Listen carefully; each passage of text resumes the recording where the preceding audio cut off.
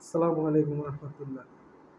আসলে আমরা যে মুসলমান নিজেকে দাবি করি, এটা অনেক খারাপ লাগতেছে।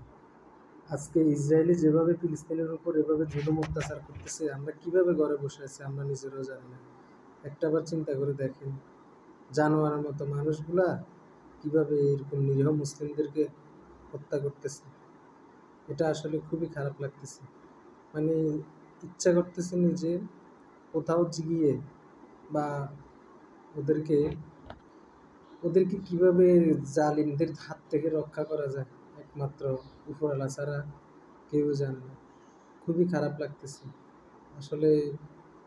এটা কল্পনা করতে পারে না এরকম মানুষরূপী জানোয়ারগুলো এভাবে হত্যা করতেছে মুসলিমদেরকে।